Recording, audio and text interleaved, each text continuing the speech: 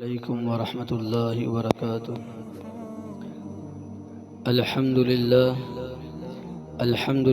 نحمده ونستعینه ونستغفره ونعوذ باللہ من شرور انفسنا ومن سیئات اعمالنا، من يهده الله فلا مضل له ومن يضلله فلا هادي له، ونشهد أن لا إله إلا الله وحده لا شريك له، ونشهد أن محمدًا عبده ورسوله.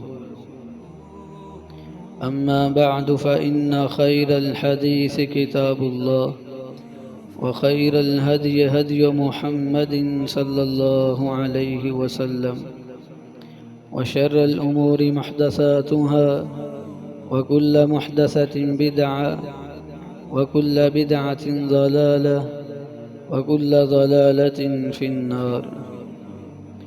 اللهم صل على محمد وعلى آل محمد كما صليت على إبراهيم وعلى آل إبراهيم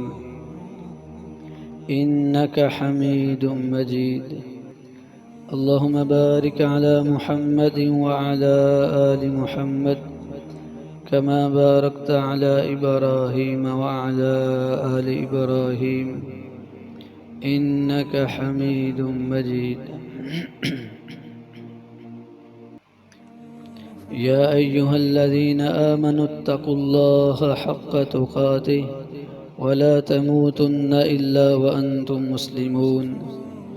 يا أيها الناس اتقوا ربكم الذي خلقكم من نفس واحدة وخلق منها زوجها وبث منهما رجالا كثيرا ونساء، واتقوا الله الذي تساءلون به والأرحام إن الله كان عليكم رقيبا.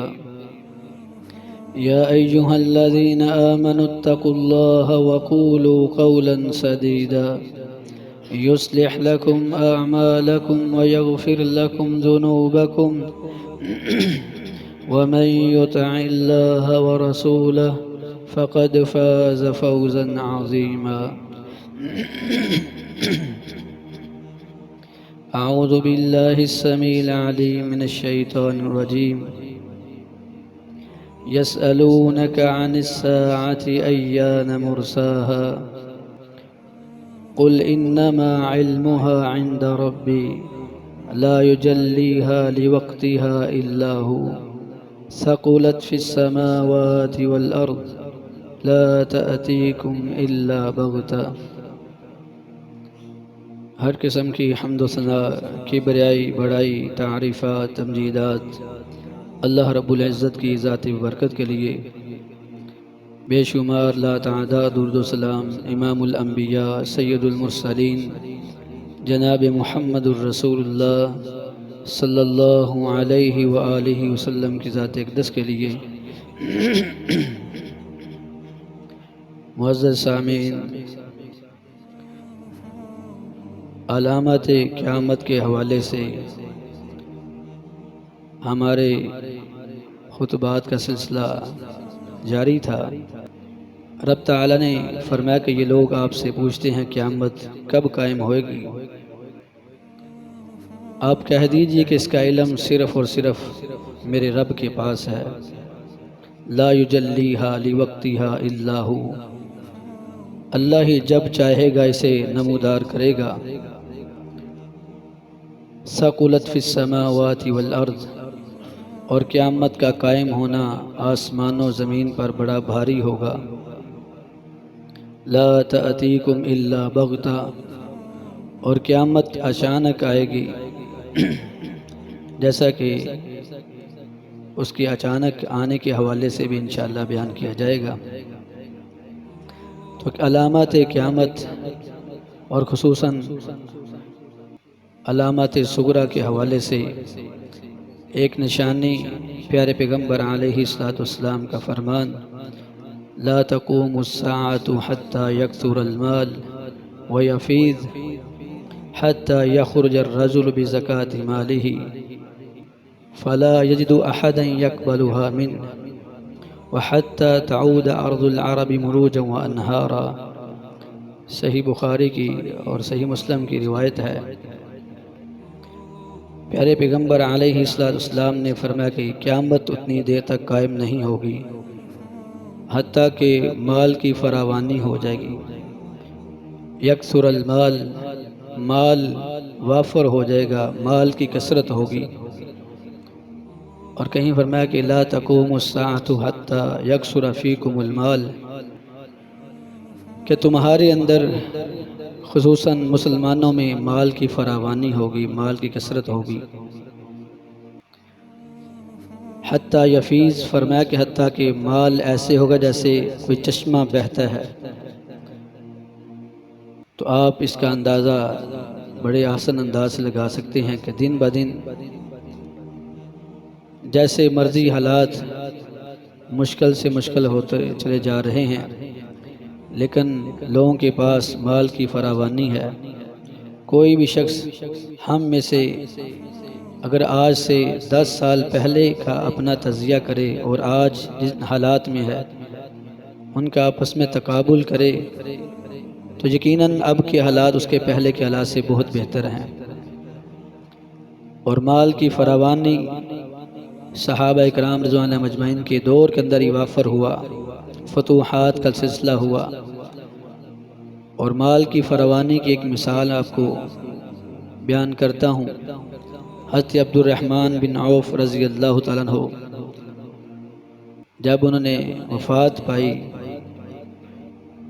تو اس وقت ان کی 4 بیویاں تھیں، اور 4 بیویوں کو کل مال کا 8واں حصہ ملا، اور اس 8ویں حصے کے پھر 4 حصے کیے گئے، اور ایک بیوی کو 83,000 درہم ملے، جو کہ آج کے روپے کے لحاظ سے 26 کروڑ بنتے ہیں۔ تصور کیجئے کہ ایک بیوی کو 8ویں حصے یا کل مال کا 8واں حصہ اور 8ویں کا پھر 4تھا حصہ 26 کروڑ ایک بیوی کو ملے۔ تصور کیجئے کہ مال کی کتنی فراوانی ہو چکی تھی۔ اور یہ نبی علیہ السلام نے اس وقت بھی بیان فرمایا جب حضرت مصعب بن عمیر رضی اللہ تعالیٰ عنہ احد میں شہید ہوئے، جب ان کو کپڑے سے ڈھانپا گیا، اور کپڑا اتنا وافر نہیں تھا کہ اگر منہ ڈھانپ دیا جاتا تو پاؤں ننگے ہو جاتے، اگر پاؤں ڈھانپے جاتے تو منہ ننگا ہو جاتا تھا، حتیٰ کہ منہ کو ڈھانپ دیا گیا اور مدینے کی اذخر گھاس ان کے پاؤں پر ڈال کے ان کو دفن کیا گیا میدان احد کے اندر۔ اور صحابہ اکرام رضوان ان کی اس حالت کو دیکھ کر بڑے رقت آمیز ہوئے، اور نبی علیہ السلام نے فرمایا کہ میرے صحابہ ان قریب تم پر مال کے دروازے کھول دیے جائیں گے، مال کی فراوانی ہوگی، اور ایک دسترخوان پر قسم قسم کے کھانے ہوں گے، اور دن کو انسان ایک لباس پہنے گا اور رات کو دوسرا لباس پہنے گا۔ اور آج آپ دیکھ رہے ہیں کہ ایک دسترخوان پر کئی قسم کے کھانے، اور خصوصاً شادی بیاہ کے موقع پر یا کسی پارٹی کے اندر پوچھتے ہیں بھی کتنی قسم کے کھانے ہونے چاہیے، کوئی 50 قسم کے کہتا ہے، کوئی 100 قسم کے۔ تو تصور کیجئے کہ ایک ہی پروگرام پہ 100 قسم کی کھانے والی اشیاء رکھی جا رہی ہیں، تو یہ مال کی فراوانی کی ایک علامت ہے۔ انسان کی ڈیوٹی پر جانے کا لباس اور ہے، مسجد میں آنے کے لیے لباس اور ہے، رات کو سونے کے لیے لباس اور ہے، تو یہ مال کی فراوانی کی علامت ہے۔ تو رسول اللہ صلی اللہ علیہ وسلم نے فرمایا لا تقوم الساعۃ حتی یکثر المال ویفیض، قیامت اتنی دیر تک قائم نہیں ہوگی حتیٰ کہ مال کی کثرت ہو جائے گی، اور مال ایسے پھوٹے گا جیسے چشمہ پھوٹتا ہے، ایسے بڑھے گا۔ اور فرمایا اس حدیث میں وَحَتَّى تَعُودَ أَرْضُ الْعَرَبِ مُرُوجًا وَأَنْهَارًا، اور فرمایا کہ عرب کی بنجر زمین دوبارہ آباد ہو جائے گی، چراگاہیں قائم ہو جائیں گی، عرب کے اندر نہریں جاری ہو جائیں گی۔ اور آج حالات ایسے پیدا ہو رہے ہیں کہ پہلے عرب کنٹری میں سال میں 1 یا 2 مرتبہ بارش ہوتی تھی، اسی سال کا اگر اندازہ لگا لیں تو جو پچھلے 5 سالوں میں اتنی بارشیں نہیں ہوئی تھی وہ ایک سال میں اتنی بارشیں ہو چکی ہیں۔ مکہ میں بھی آپ سنتے ہیں خوب بارش ہوئی، مدینہ میں خوب بارش ہوئی۔ اگر آپ مکے سے مدینہ کی طرف سفر کریں تو پہلے دور دور کئی جھاڑی نظر آتی تھی، آج ہر طرف سبزہ اگ رہا ہے۔ اور یہ رسول اللہ صلی اللہ علیہ وسلم کا جو فرمان کہ وَحَتَّى تَعُودَ عَرْضُ الْعَرَبِ مُرُوجًا وَنَهَارًا، عرب کی زمین آباد ہو جائے گی، چراگاہیں بن جائیں گی، نہریں جاری ہو جائیں گی، اور آج وہ حالات پیدا ہو رہے ہیں۔ آج ہمارے سامنے یہ نشانیاں نمودار ہو رہی ہیں۔ تو نبی علیہ السلام نے فرمایا کہ قیامت، قرب قیامت، قیامت کی علامات میں سے ایک علامت مال کی کثرت ہے۔ دوسری علامت آج کے خطبہ میں پیارے پیغمبر علیہ السلام نے فرمایا کہ لا تقوم الساعة حتى تخرج نار من ارض الحجاز تضيء اعناق الابل ببصرى، قیامت اتنی دیر تک قائم نہیں ہوگی حتیٰ کہ ارض حجاز، حجاز کے علاقے میں ایک آگ نکلے گی۔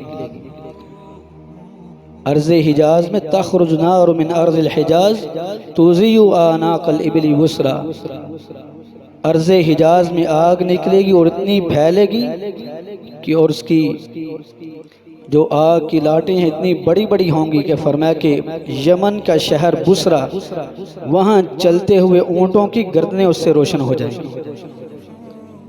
اور یہ علامت بھی مدینے کے قریب تقریباً 15 کلومیٹر کے فاصلے پر شمال مشرق کی جانب جہاں مدینے کا ایئرپورٹ ہے اس سے تقریباً سمجھ لیں 12 کلومیٹر کے فاصلے پر 654 ہجری کے اندر آگ کا ظہور ہوا۔ اور آج بھی وہاں جبل محروق نامی ایک پہاڑ ہے، یعنی سڑا ہوا پہاڑ، اس کا نام ہی جبل محروق یعنی جلا ہوا پہاڑ، اس سے آگ روشن ہوئی۔ اور مورخین نے لکھا ہے کہ جمادہ اخری 654 ہجری کے اندر بدھ کی رات یہ آگ، پہلے زلزلہ آیا، جھٹکے لگے اور پھر آگ روشن ہوئی، اور یہ آگ 3 مہینے تک روشن رہی، 3 مہینے تک آگ جلتی رہی، اور مدینے کی عورتیں اس کی روشنی میں رات کو سود کاٹ لیتی تھیں۔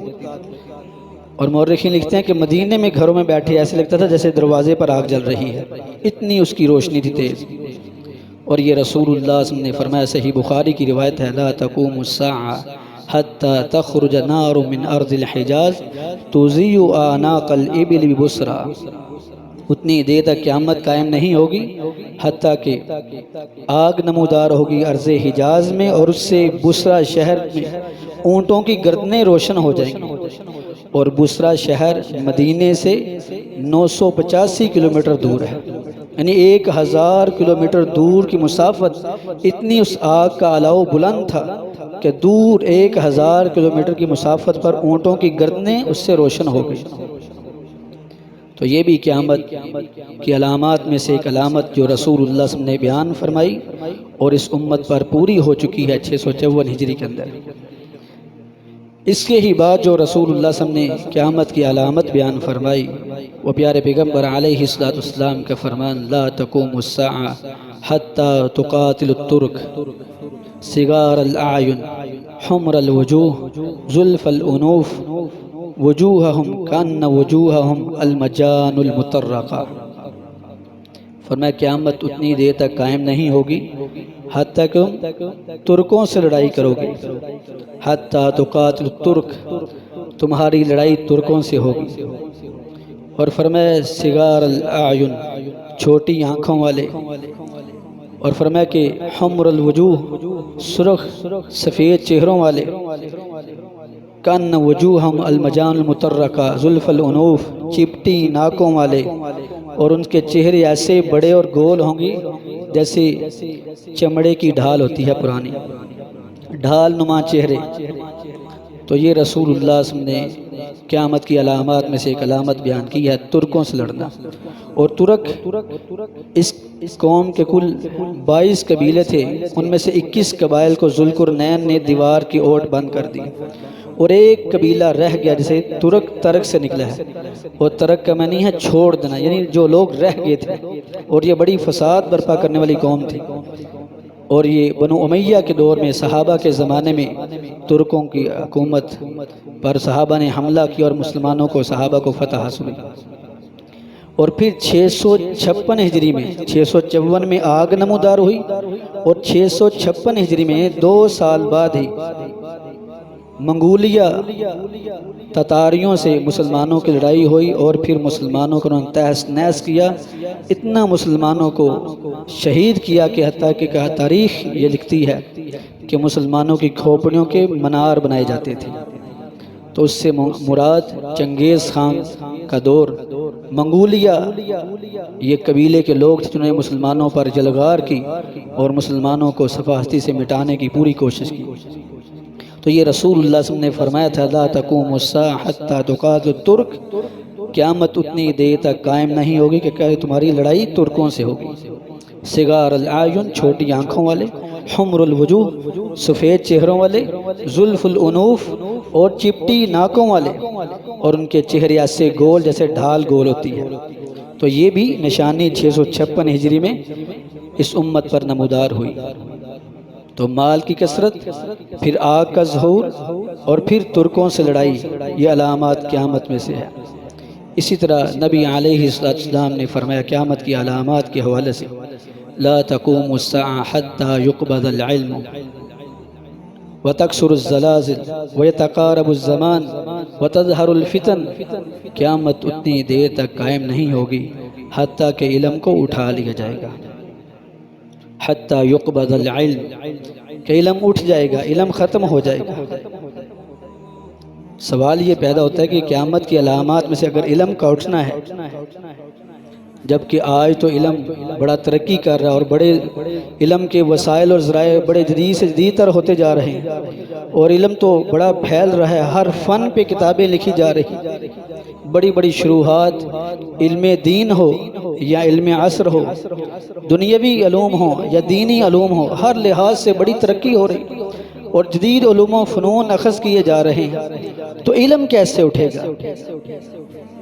صحیح بخاری کی دوسری روایت پیارے پیغمبر علیہ السلام کا فرمان، جسے حضرت عبداللہ بن عمر بن عاص رضی اللہ تعالیٰ عنہما بیان فرماتے ہیں کہ رسول اللہ صلی اللہ علیہ وسلم نے فرمایا کہ ان اللہ لا يقبض العلم انتزاعا ينتزعه من العباد، اللہ علم کو ایسے نہیں اٹھائے گا ینتزعه من العباد کہ اللہ لوگوں کے سینوں سے علم کو کھینچ لے گا، ایسے علم نہیں اٹھے گا۔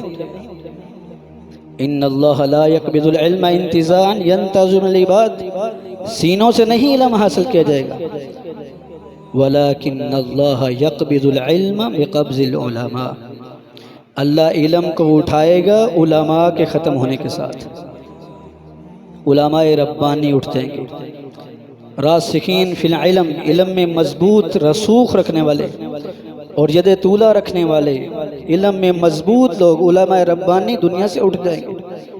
اور آج آپ دیکھ رہے ہیں کہ علم کی دنیا میں بڑے بڑے مشائخ جو دنیا سے جا رہے ہیں، ان کی خالی جگہ کوئی پورا نہیں کرنے والا، آج اس کمی کو، اس خلا کو کوئی پورا کرنے والا نہیں ہے۔ اس لیے تو بعض نے یہ بھی لکھا ہے کہ موت العالم موت العالم، ایک عالم کے دنیا سے جانے سے اتنا بڑا خلا ہوتا ہے، کہتے ہیں کہ ایک عالم کی موت سمجھے پورے جہان کی موت ہے، ایک عالم کا دنیا سے اٹھ جانا، ایک جہان کا دنیا سے اٹھ جانا ہے۔